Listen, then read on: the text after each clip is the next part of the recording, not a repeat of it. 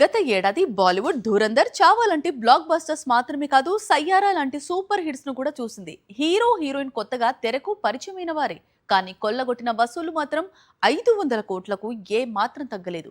దీంతో ఇప్పుడు సయ్యారా జోడీ ఏం చేస్తోంది? మళ్ళీ సయ్యారా సీక్వెల్ తీసుకొచ్చే ప్లాన్ లో ఉన్నారా?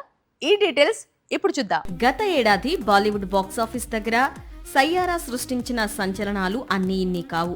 అహాన్ పాండే, అనిత్ పడ్డా నటనకు జంజీ నీరాజను పలికింది. దీంతో ఈ చిత్రం కనీ విని ఎరుగని రీతిలో 500 కోట్లకు పైగానే రాబట్టింది.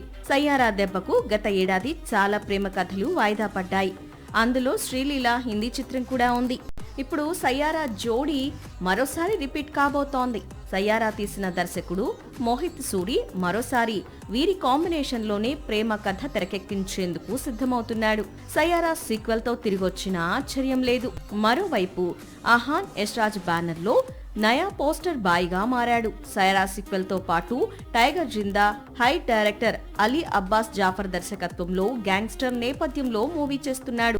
ఇక సయ్యారా హీరోయిన్ కూడా స్త్రీ యూనివర్స్ లోకి అడుగుపెట్టింది.